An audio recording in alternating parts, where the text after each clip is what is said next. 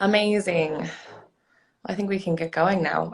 It's fun to do this in this manner because we are across 3 time zones right now. So I can say good morning, good afternoon, and good evening to everybody, which is part of the reason we do this. So that's always fun. But welcome everybody. We can get going, I think. The way that we do this, before I get going into introductions or anything like that, the way we do this is slightly complicated, but not really. So stick with us. Basically, we do all the talking here on Instagram, and I'll send you over to a YouTube live link to stream the films. So just you'll see the link in our bio, but also in the chat here. So just pay attention to that, and we'll go from there. But anyway, my name is Beth. I am based out of LA, and I am the director of marketing for Soleil, Soleil Space and Soleil Entertainment. And a little bit more about the company. Our mission is to achieve a more equitable and representative global media landscape through film, series, and through branded content. So our main focus is on the global diaspora of Asia, Africa, Latin America, the Caribbean. And we have just one big goal of telling and elevating untold stories. You guys can tell I haven't had coffee quite yet. Untold stories from these cultures, in order to form what we call closer transcultural bonds. So this means not only sharing these stories, but trying to create better opportunities for development, greater opportunities for resources, all that kind of stuff. So Short Film Saturday, born out of that mission, is really just the manifestation of what we can try and do from all corners of the world digitally, which is share shorts that we think are the purest representation of people's creativity, because they don't have those gatekeeping issues usually. They cost less money, but they're usually the things we really want to make and the stories we really want to tell. So I think for us, shorts are the best possible way to really like share this mission with others. And we're really, really excited to have AK here today. And I would love her to introduce herself. But first, I would love Nase to introduce herself. She's the newest member of the Soleil team, coming from Cape Town. So please introduce yourself real quick, and then we can get going with AK, and she can tell us a bit more about herself. Awesome. Hi, everyone. My name is Nase. Like Beth said, I'm based out of Cape Town, South Africa. I am the new community outreach manager for Soleil. So what that means is my whole job is hanging out with super cool creatives like AK. So comment if you're jealous. Yes, that's my whole introduction. AK, on to you.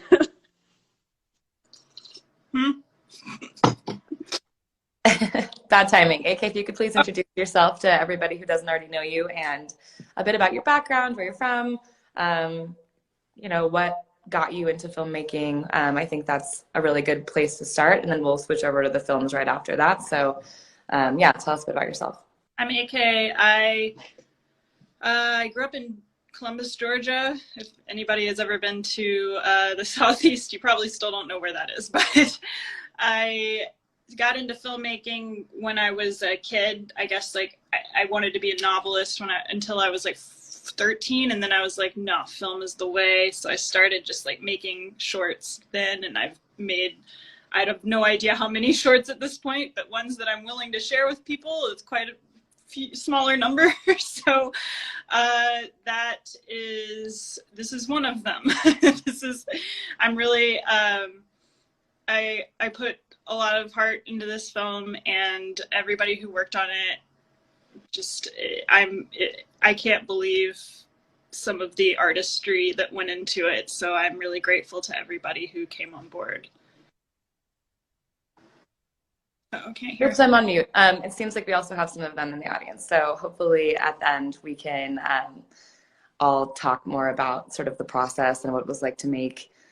This is our home, but we also have a bonus showing today of Laundry Night, which is one of AK's older shorts. So we're going to screen both of them, one after the other.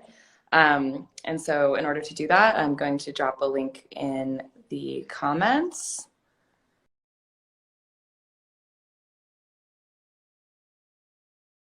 All right, I'm just adjusting the camera. Once we get everyone back, we are hopping right into the Q&A.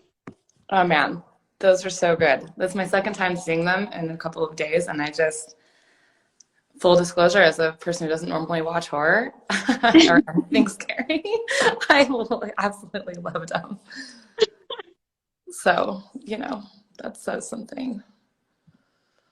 Maybe. I'll wait for AK to get back.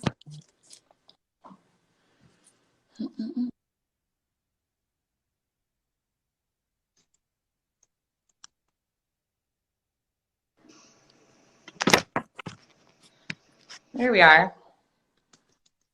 Welcome back, everybody. That was, I happened to be in like a very old building with a laundry room in the basement. And I've also lived in New York City, so obviously there's a lot of things about both of those films that is really close to home for me. But those were incredible. So thank you for sharing them, first of all. It's so hard, I think. I can't wait to talk more about all of this, but it's so hard to create those kinds of moods and feelings, especially if you're, I'm thinking about the digital streaming experience too, and how much a mood of a film can really change even our settings. Like even my living room right now, it doesn't have to be a theater, you know, it's actually pretty incredible. So anyway, we're gonna dive right into the Q&A with AK. I'm excited. So if you want, I want to start with This Is Our Home. And I just kind of want to know how that started, where the idea came from, what was the inspiration behind it? Is there any real life inspiration behind it? All that kind of stuff. Yeah. You want to kick us off there? Well, first I just want to say, I don't know if anybody else has kind of crappy internet like I do, but most of the sound was missing for me. So if anity, and it was like, oh, really? So if anybody wants to watch it, I'm happy to send you a link so that you can, especially. Oh, I'm so sorry about that. Mine was working fine, but yeah, I'm happy to send more info and all of that stuff too. Definitely laundry night was missing like most of the sound, so I was like, oh yeah, it's not very good without the sound. But if anybody would like to see it, like, you know, with being able to hear it and all, I don't know if anybody else had that issue, but just I did. Oh, sorry about that. It's just internet issues, you know, tech problems. They plague us daily. But yeah, so it definitely did have a real life component, because I, as an animal loving vegetarian, was living in an apartment with 3 roommates who, you know, they cared about animals and all, but maybe not as much. And we had a horrible mouse infestation problem. So we were dealing with that for a few months before our lease was up, and in very different ways. You know, we had a super who was always putting down glue traps and wanted to use poison and stuff, but we were like, you know, I mean, I feel like there's a better way, and there's not a good way. There's really no way to eliminate, especially in a city, there's no way to eliminate pests. You can try to control them, but I mean, at some point, you just have to like move or just sort of like make peace with the fact that they're going to be there. And we could really do neither at the time. So it just became this like living nightmare. They were everywhere. It wasn't like we'd see a mouse every few days or something. We were seeing them daily, not just at night. They were there in the daytime. They were jumping into bed with us and like crawling all over the place. I actually did find a nest of baby mice in my closet. So after the whole fiasco was over and we all moved out, I just had a lot of guilt about the way that I handled it. And, you know, I think everybody has to, at different times in their life, test their moral judgment, and maybe we all have to become hypocrites just to kind of live our lives and cross the lines of our morality. And that was definitely a test of mine. So I started writing about it, and this is what came out. I can 100% relate to that. I think of myself as like animal lover, and it was actually extremely difficult to watch that like scene. But again, living in a big city where it is an issue, and, you know, hearing a rat die on my wall one day because it electrocuted itself for like 3 hours. And that was like, you know, one of those moments where you're like, okay, we have to do something about this, but there isn't a good option, you know? And it is oh man, I can really, really relate to that. There's really no good option because either like you're living with them and hantavirus is something that they can spread and it's dangerous, or you kind of say, I'm going to protect myself and the people that I'm living with, and I'm going to prioritize us, and I'm going to do horrible, horrible things and like wage biological and chemical warfare on these creatures that can't really defend them. Either way, it's horrible. Some people have absolutely no problem doing that, but I did. And so yeah, just continue to struggle with that now when I have like, you know, even just like roaches in my house. I don't like killing anything. I don't feel like I have the authority to just be like, you're not out in here, I'm gonna smash you. But it's definitely just a moral line that we have to kind of like keep pushing and edging over every day. Yeah, and there's lots of other real life situations that aren't just killing it, you know, like there's all of other things you have to do to compromise how you feel about stuff to just persist. Yeah. Yeah, I totally get that. Every day we are just compromising with ourselves and our values, whether we realize it or not. Totally. All right, so bringing the conversation towards creatures that we absolutely love and adore, can you tell us a little bit about what you were looking for and the process for casting the two main actors that essentially carried this whole film so wonderfully? Well, I actually wrote the part of Ruya for my friend Ruba, just because we had had discussions about it, and she had always told me that she wanted to act and die in a horror film. So I was trying to give her that opportunity. And then, gosh, I don't even remember how I met more. I think maybe she had made a post on Facebook or something. So I met with her and found out that she's also a vegetarian, and we bonded over that.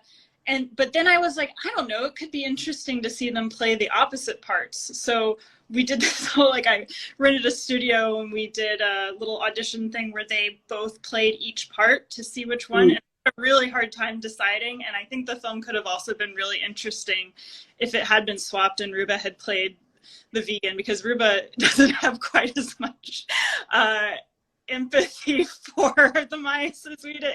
Ruba's just like, fuck them. So interesting. But Ruba also is very good at creating like empathetic characters that you really connect with. So that could have been pretty cool. And yeah, Moore did also have this like very fuck you attitude when she was playing that part. But ultimately I was just like, I'm just going to go with the way that it was originally supposed to be. And so that's what we did. Awesome. So for those who don't know, you are not just a director, but also a very successful production designer that creates the most beautiful sets.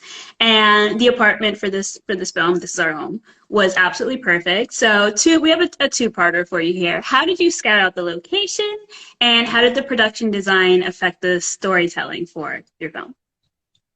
Yes. Okay. Well, first of all, I am wearing a T-shirt for Nase's film Hello Sickness, which I am hopefully making. I will be production designing it, so that's very exciting. But thank you. Okay.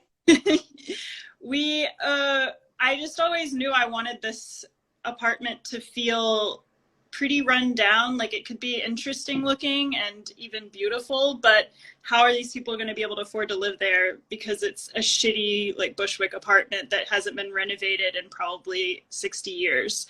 So we were looking for places like that, and actually our producer Anthony found this place. We just went and scouted it, and I was like, yep. It's actually the apartment of a French filmmaker who was really cool. I can't believe, being a filmmaker, he allowed the production of a film in his apartment, but he was like down for it, and he was really, really nice to us. He could have easily kicked us out earlier than he did. He was totally within his rights to do that, but he was so chill about everything. And well, the production design, I mean, I'm really lucky in that I work as crew, so I usually on my films I'm able to just like get my friends to come out and have a full art department, which most shorts are not able to have. And so my friend Roxy worked on it, my friend Zelda and Tyler and Rachel, they all came out, and even like my friend Mark came out and helped with the set dressing and stuff the day that we moved into the apartment, because it's like the apartment had a great bones, but I'm never gonna just like not do stuff to it, except Totally. I didn't really do anything there. It was already perfect. But we did a lot. We wallpapered a fair amount, and we brought in like a bed frame and all of the furniture and stuff, which was really hard because you see the stairs that you have to get up to get into that apartment are so narrow. I was like, why is all the furniture in this apartment so small? Because we tried to get an actual couch and we couldn't get it in. It was just too narrow. So basically, I think like going into designing it, I really always have this like sense of magical realism or kind of like fantasy or fairy tale in the things that I write, and I wanted it to feel like grounded but otherworldly. And oh yeah, Ruba's saying, yes, that huge doll. We were like opening the doors of the apartment and we found this one closet that had a bunch of dolls and like puppets in it. And there was this one really big doll. And I was like, oh, can we find a place for this? But then, you know, it didn't make any sense. That's never a good sign, but it's a sign that you chose the right place, I think. I guess I don't know what else to say. That's it.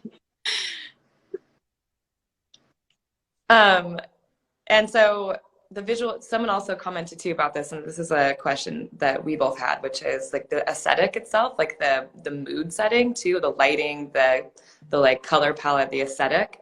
How does that come into play? Because obviously with this kind of film, like that's so important to setting someone's emotional state as they're watching it and conveying what you want them to kind of feel. So how did you go about approaching that part? Well, actually, as a designer, I tend to, unless like the director really specifically asks for it, I don't really like to do like specific color palettes because I feel like it can look sort of contrived. And if that's what you're going for, then that really works. But I liked things to look a little bit messier, and I get like, you know, it's the only thing that's really grounding it is to make it not look quite so perfect.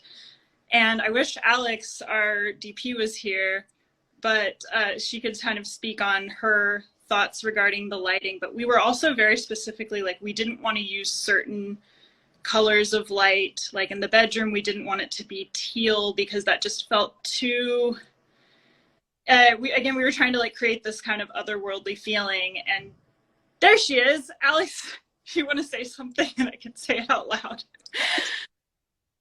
I didn't know she was in here. And I guess Ramel is in here as well, our gaffer, who did just like a fantastic job. And I can't believe we got him to come on board for so much less than he is usually paid because he's such a pro. I don't know if Alex is typing, but yeah, we had really specific ideas for what we wanted the lighting to feel like. We wanted it to feel like very enclosed and kind of almost oppressive, and like all of this light was either motivated by practicals or coming in from the outside windows. So we did a lot of like oh, she doesn't know how to join. Oh, I'll do it. I think she has to invite you. Yeah, I got it.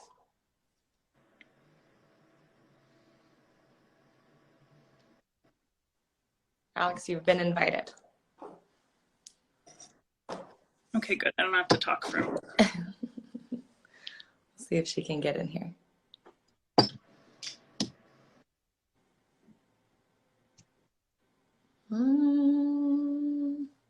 Alex.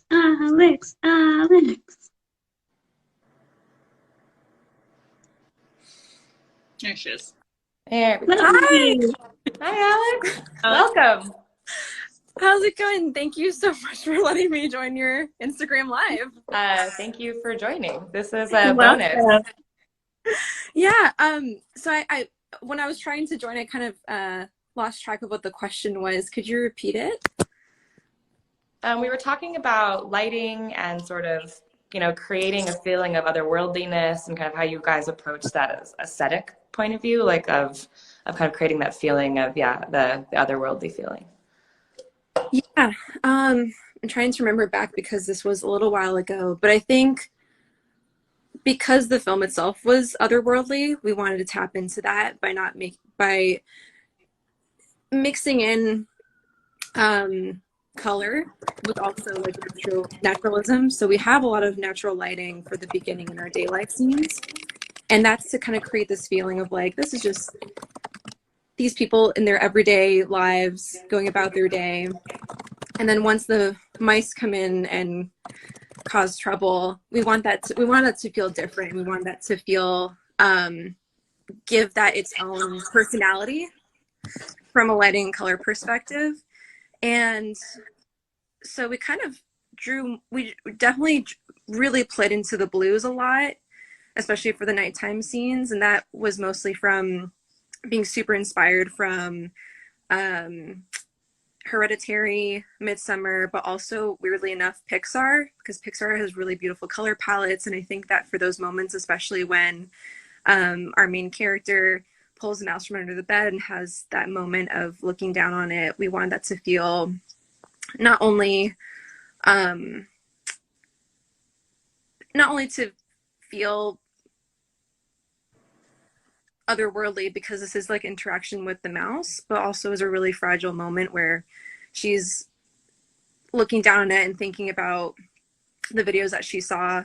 And we wanted to convey that sadness also through the color blue as well. So it's really tapping into like the emotional arc and the psychological arc of the story as well, and trying to mix that in with a lot of realism that we have in the beginning too. Coraline, big aesthetic inspiration. Yes, thank you. A lot of animation. So yeah, like Leica animation and stuff. I can see that. Okay, so Alex, I would love for you to stay for my next question because it's all about you. Sure, yeah. So I'll make this like a two-part question. So at AK, what was it like working with Alex? And at Alex, what was it like working with AK? And how did you come to be a part of the project? Well, Alex really pushed me to work in a different way because I've always been someone that shot a little bit more run and gun, and like we kind of figure things out on the fly. But Alex was like, no, we're gonna prep. I was like, okay. So we spent a lot of time preparing, our shot list and then camera plots and just like digital storyboards and just getting everything laid out exactly the way that we were going to do it. Because I mean, once we got in there and we had this small space with the big crew, there's no other way that we really could have done it. So it was definitely a challenge for me, and I learned a lot, and I think that this film came out the best of anything that I've made because of it. Yeah, I this was the first time me and Kate worked together, and I don't think I could have asked for a better director. Kate is someone who is not only a very talented writer, but just overall filmmaker. She definitely knows what she wants. And I think for me, that's just so fulfilling as for like a collaborative relationship, because especially in pre-production, it's always different for every director. But I think Kate just creates a lot of space to explore. So it's watching movies, talking about what makes us excited about this piece and what we want to take away from it, and use it, and how we want to use it as inspiration for the film, and just talking and just finding the things that really stick for what we're trying to make. And I think that I'm trying to think of the right words.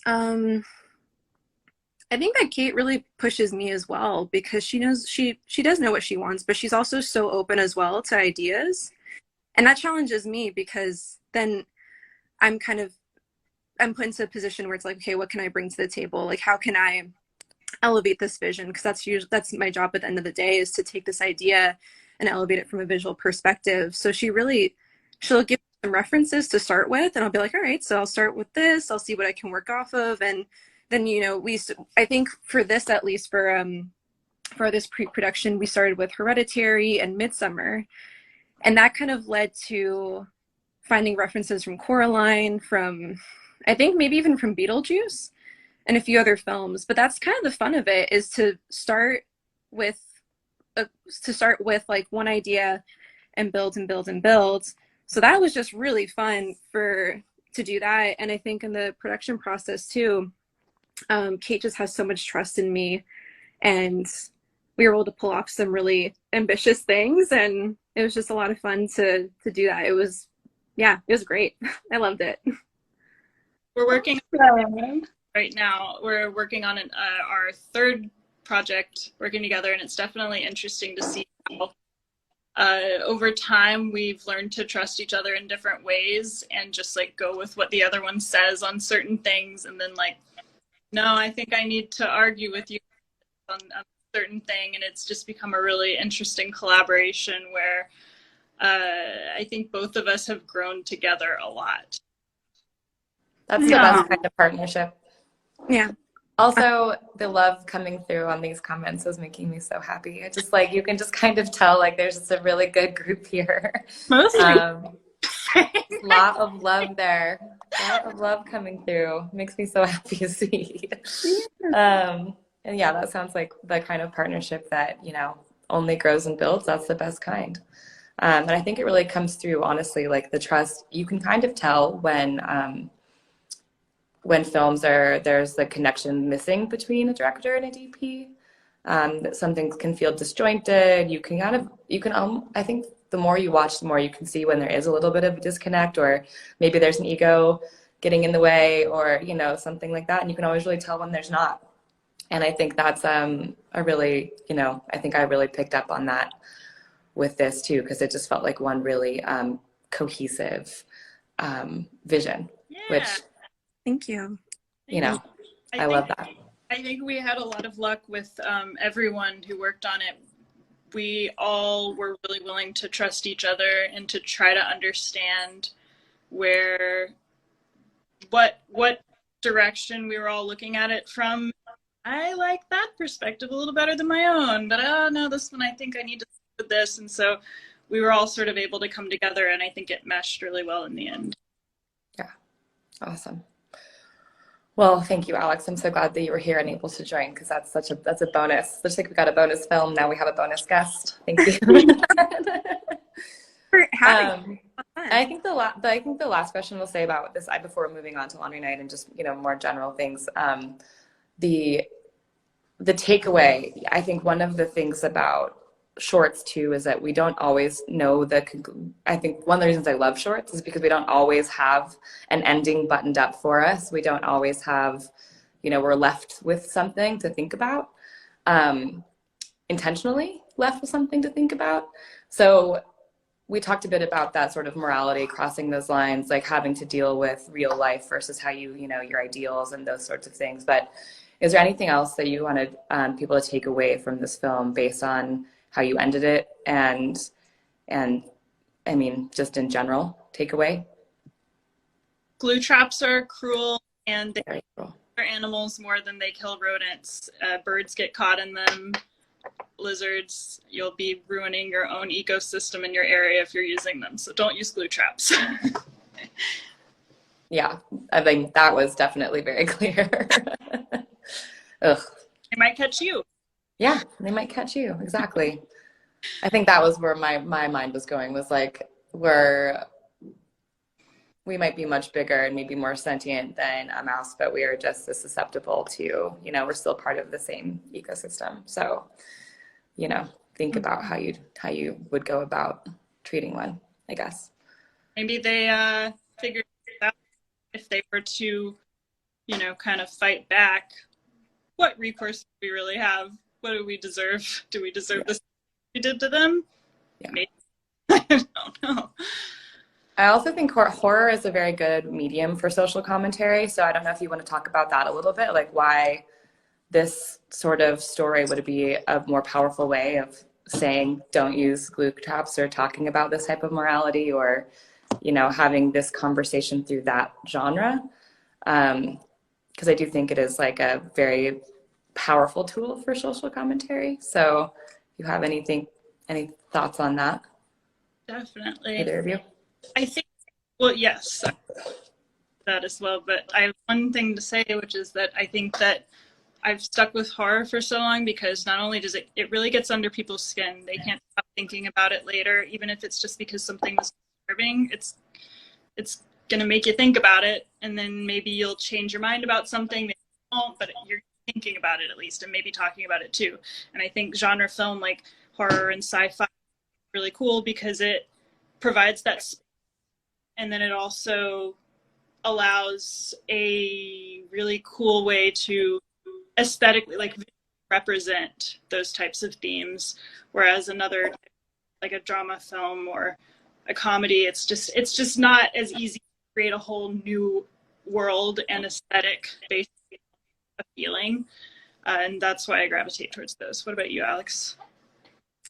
I think my connection cut out for just a second, so I missed the question. I'm so sorry. If you could repeat that. We were talking about horror and genre film as a means to kind of have important social conversations. And AK was saying that it's because it sticks with you, but you're also allowed to build a world. I think I'm paraphrasing, not as well as she said, but that's sort of where we left off. Yeah. Oh, no worries. I gotcha. Yeah, I mean, I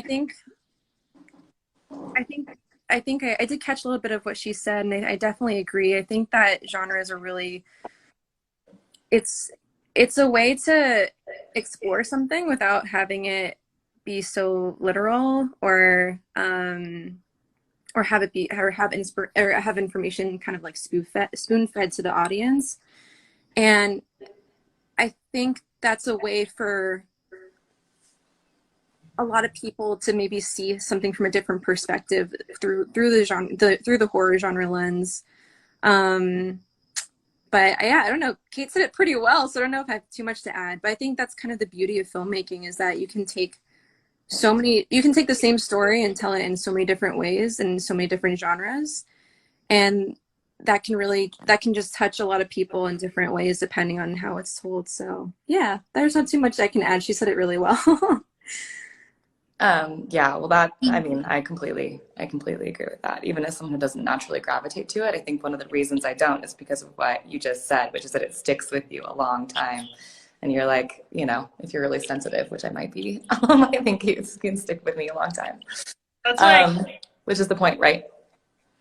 Oh, yeah, I was just going to say, hard sticks with me in a way that I enjoy, whereas like things that make me cry, for those, I can't handle them. So, I like a little bit of that in our films, things that touch my heart, but mostly I just like to be scared. I love that. Well, let's move to laundry night. Speaking of that, if you want to just let us know kind of how that, and again, for everyone who didn't see it, I'm so sorry about that. Next time, tell me, because I can definitely like refresh it and do all of that stuff. And I'm happy to share all these links to you, AK, if you want, if you'd rather me do it. That said, will you tell us a little bit about how laundry night started and what the inspiration for that was? And Alex, if you'd like to stay on camera, you're welcome to. If you don't want to, you don't have to, but it's nice having you here, so it's up to you.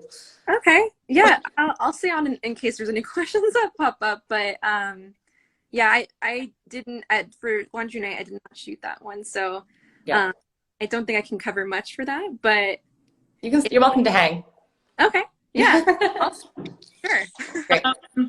Laundry night was a similar thing. I was, living in different apartments in New York City that do your laundry, and it's all the things where you like press the button and then you go throw all of your stuff. You can run back to the elevator before it closes because it's terrifying. Really, I just have always really been a fan of basements because they're so creepy. And my into a new apartment building, and they were like, you got to see this. It's amazing. And I saw it, and it was just sort of the epitome of a scary new basement. And they were like, yeah, you got to shoot here. And so I had this idea about doing a laundry room thing for a while.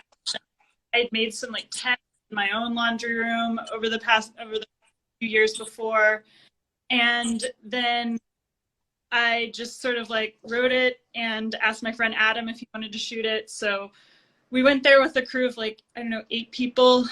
And my friend who lived in the apartment played the monster because I asked him to do it because I was just like, I just had a feeling he would be into it. And he had these like very large orb-like blue eyes. I was just like, he could do it. I don't know.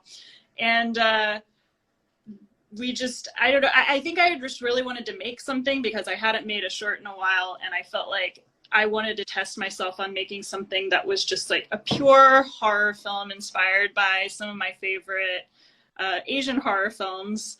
So you could probably see some of that influence in there of like The Grudge and The Ring and all of those beautiful, wonderful films that have been tried to be remade in the US and not very successfully, even though I love you, Sam Raimi, but the American Grudge was just not as good.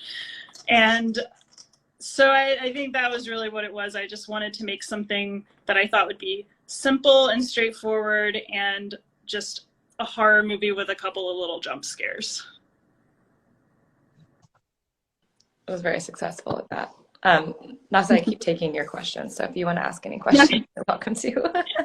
Yeah, you're wondering how long did it take you to make this project? So from conception, when the idea popped in your head, all the way to completion, post-production, it's all done and packaged, ready to go. How long did it take? Laundry Night, gosh, we shot it back in like 2018, maybe 2017, so it's hard to remember, but I think I probably had the idea in like 2016 and did a few tests over the next couple of years, but nothing really turned out right. Found the basement, maybe 2017, wrote it, and then we shot it a couple months later. And I think post did take a while because, you know, when you're shooting short films and you're paying for stuff out of pocket, a lot of times people give you really good deals. They're like, oh, I want to help you out. I'll do your sound for a fraction of my normal cost, but I'm going to have to do it on the weekends when I have time. So it might take them, instead of a job that would maybe usually take them 2 days, might take them 6 months. So we shot it. I edited the first cut of it and I wasn't super happy with it. So I passed it on to a friend of mine, Russ Keel, and he edited another cut of it because I was just like too in the weeds at the time. That was done after a few months. Passed it on. I think it took at least a year to get it done with post. And what I've kind of learned about the shorts is it's like, I'm okay with that. I'm okay with the fact that post often, usually, always takes at least a year because I also come up with like cool ideas while that year is going by. Like in This Is Our Home, we shot that the weekend before lockdown in New York. It was March 7th and 8th of 2020. I was like, oh my God, all is lost. We're never going to finish this. Also, I have no money now and I can't get any work. So I ended up moving. I couldn't afford to live in New York anymore. And after a few months when my lease ended, I was like, I'm just going to go home to Georgia for a while and be with my family. So I moved home. And while I was just sitting around with not very much work to do, I decided to do the inner walls mouse shots. And talked to Alex a lot about that, of like how could we do that? She was in New York still, so she kind of like remotely DP'd it. Well, I built the insides, I built the set, which was like, I just tried to find like what would the insides of the walls of that house look like? They would be that like lathe and plaster. So I built some short flats and then lathe and plaster them. It took forever. And like made them look really shitty on the inside and put all that stuff in there and the pipes and the ductwork and everything and like all the fake roaches, and then bought a GoPro and put it on a stick and like ran it through there. My friend came over and like helped light it and everything, and I was just like sending pictures of it to Alex the whole time, and my mom helped me film like pushing through the ductwork and everything, and like that never would have happened if it wasn't for the long post process that quarantine caused, and partially caused also because I had no money after I shot it, so I had to wait till I made money. But I think it made the film so much cooler, and it made like the world of the film feel expanded, and it also put us in the point of view of the mice and made the infestation feel a lot more imminent or a lot more intense. And that kind of stuff sort of happened for Laundry Night too. There were a lot of sound design things that I thought of later and was able to kind of put in, you know, to moderate degrees of success since they weren't the idea during the film. But I think that a long post process does allow space for that kind of thing. Mm. Totally. Wow, that's super interesting. So moving on to get a bit more general of a question, and you did kind of touch on this a little bit earlier, but I wanted to ask what films or directors most influence you as a filmmaker. So that's not specific to this is our home or laundry night, but to you specifically, AK Espada, as a filmmaker. Well, when I was in middle school, my favorite director was Tim Burton, which, you know, not so much anymore, but I do still, Edward Scissorhands is like one of my favorite films of all time, and I think you can kind of tell. But so that's still influential for me, those films. And then when I was in college, I went to this theater and I just went to go see a film that I had never heard of before, and it turned out to be Park Chan-wook's Thirst, which is still one of my favorite films of all time, and he is now probably like the biggest influence on the visual style that I'm going for, and also the storytelling style. Like, his work just always goes through so many tonal shifts, and the characters are so interesting and sometimes charming and sometimes like real pieces of shit. But I just love them so much. And I mean, you know, I'm a huge fan of Jennifer Kent, the director of The Babadook, and also who made the film The Nightingale. That was a lot more disturbing than The Babadook, though. I was not expecting that. I don't know. There's so many. I mean, every film I've ever seen has been influential to me in some way, even if it was like the influence was don't do that. So I love films. I am films. I am only films. Like, that has just been my whole life for so long. So it's a really hard question to answer. I don't know. Alien, great fucking movie. I always have a hard time answering this kind of question, but definitely the first thing that always comes to mind is the film Thirst and Park Chan-wook. Awesome. So Alex, what about you? What films or cinematographers have come to be an influence for you? I think definitely when I was a little bit younger, like Steven Spielberg, I really got into his storytelling and how he has this way of, you could watch any of his films on mute and you still know what's going on. And I love that so much because there's so much being revealed from a story perspective visually.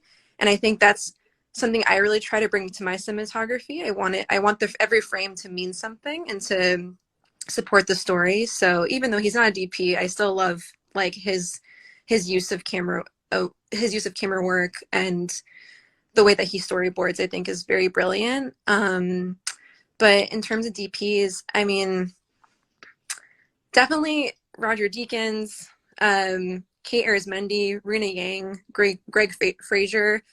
They're definitely the top filmmakers that I look up to because they really push boundaries. And that's something that I definitely try to do myself. And I know that when me and Kate work together, we also try to push those boundaries. So I find that really inspirational for my work. And yeah, their work is just all around just amazing. So yeah. Well, good answers all around. I love those questions because I know for everyone it's like the hardest question to answer. It's like the easiest because you're like, obviously I'm so like, I'm obsessed with this. This is what I do. But it's also the hardest because it's like, how do you pick? How do you pick just one? I wish I asked what they're going to be beforehand because I feel like I would have had way better answers. No, it's way better on the fly. It's way better on the spot. I'm like, yeah, I like really popular films.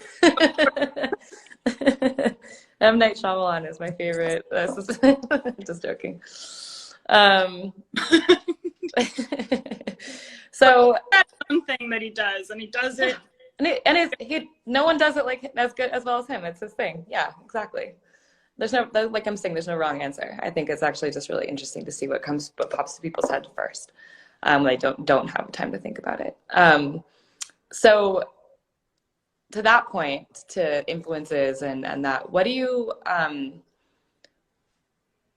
you've watched enough of this, you immerse in this genre, like what makes something truly scary to you? Like what does it mean to make something truly scary? like, what's your definition of that? How do you define something as scary? What scares you? Nothing. No, plenty. I love horror stuff. I like stuff that is supernatural. I would say I can't really handle true crime stuff. I know it's really popular. It's too real. That freaks me out in a way that it's disturbing and not a fun way to me. So I don't watch that stuff or listen to it really. Actually having something horrible happen to me scares me. Like I always try to, I think that's like part of the inspiration for Laundry Night is I'm always calling people on the phone to be on the phone with me if I'm alone in a dark, scary place. And sometimes people are totally understanding. They're totally on board. They're like, yeah, I got you. I got 911 on speed dial on my burner phone or whatever. But sometimes people will treat you like you're being paranoid and like you're being an idiot. And I think that's really silly. Like, yeah, okay, here's another thing. It's just like true crime does make people, I think, paranoid about certain things. But I also have had enough things happen to me in reality that I'm okay with being a little bit paranoid. Like, so many people that I know have been attacked on the street in different ways, and they're fine, but it's a really traumatizing situation, and I just never want to be put into a situation where I can't actually fight my way out of it or something. That's the scariest thing to me. Also, drowning. Those are the things that scare me. Are you talking about films? Okay, so first of all, +1 to drowning. That's my very biggest fear. But yeah, I think that's a really good point about we were actually talking about this before we all hopped on the live, is that sometimes the supernatural, surreal, magical realism is a way better, like a way more, when you think about it later, it sticks with you, but it makes you think in a different way. When it's true crime, it's like, that could happen to me. And I don't really, like, that happened to somebody really, and that could happen to me. So that's like a whole different thing that you're left sitting with. But yeah, no, what do you think, like, you've mentioned like the Babadook and truly disturbing things. Like what do you think like stands out as, what makes something disturbing? What makes something scary? What makes something scary? Something meaningful. I think that something meaningful. No, something meaningful in the film world. Oh, in film, something scary. I think it's kind of amorphous and difficult to pin down because sometimes we don't even know what it is that scares us until we see it. But the things that I've been disturbed in a fun way by, not like disturbed like I thought about it in a horrible way because it's too real, are films like, other inspirations for me are like Asian horror. I got really into the series, the Grudge films, and those were ones where I often had to like leave the light in the hallway on and leave my door open because there's just no escape. So I think hopelessness is really scary for me, and also just like a mythology being built up around something. That's something that Alex and I are kind of working on, and the new film that we're working on together is building up the mythology of this creature. That's sort of the main impetus for the action of the film. We're building up this idea around this thing because we're never really going to fully see it, and that mystery is also very scary, and it leaves you thinking about, what does it look like? What does it really do? And if you feel like you have really no idea about something, you can't help but think about that. So that's very scary for me as well. Do you want to tell us a little bit about this creature? Like her name, perhaps? It's called the Bone Cat. And it's kind of like a vampire, but it's... I don't even know. I don't know. I feel like I'm doing horribly. I can't stop.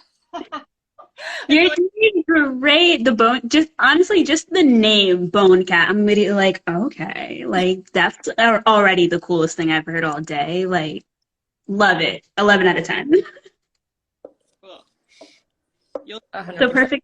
Perfect segue. AK, what's next for you? What are you currently working on? I know the answer, but. Yes, Alex and I are working on a short that I wrote about a year ago called I Could Just Die and That Would Be All Right. And it's like very deeply personal film about someone who is struggling with suicidal ideation and finds the perfect way to do it because it won't be on her. She won't have to make the decision. She lets herself get attacked by a creature that lives in the woods near her house. Unfortunately, the creature is this like undead vampire type creature, so she turns undead as well, and now she can't die ever. So she's got to kind of come to terms with that, and it's really tough.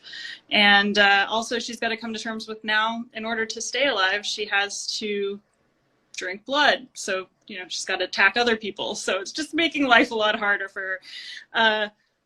Yeah, we were working on it. We were supposed to shoot it a couple weeks ago, but we had a COVID scare, so we had to kind of shut down until March, but we are looking forward to it. Awesome. And if people want to support that film, what can they do? Where should they be looking? We have an Instagram account. It's I_could_just_die. So if you want to keep up with us, I try to post on it when we do something new, but once we actually get into production, we'll be sharing like BTS stuff. It'll be really fun.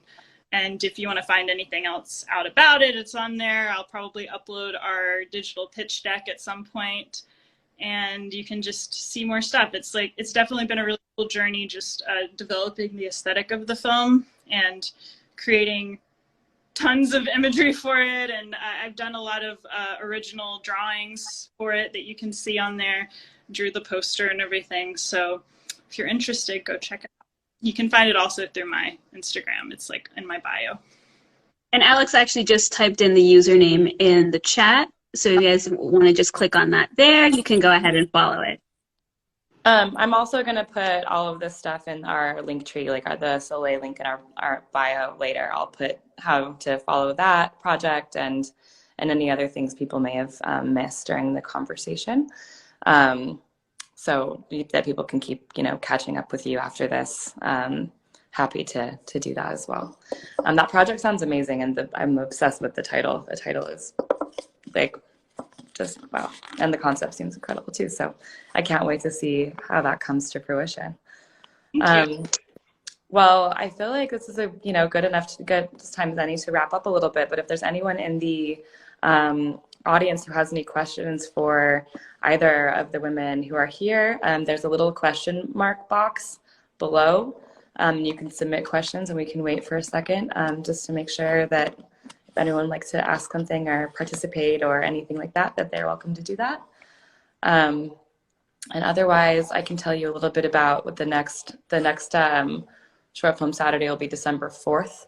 And it's a partnership with Nollywood Week Paris, the film festival. So it'll be Nigerian films that we'll be screening, Nigerian shorts. And it'll be like, what I love about these is that everyone is so different, and the exposure to all sorts of not just genre but culture and storytelling differences and viewpoints is pretty amazing.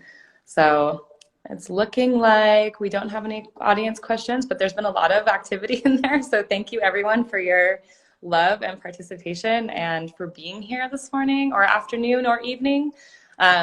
And we really appreciate it. And again, I'm so sorry about the sound stuff.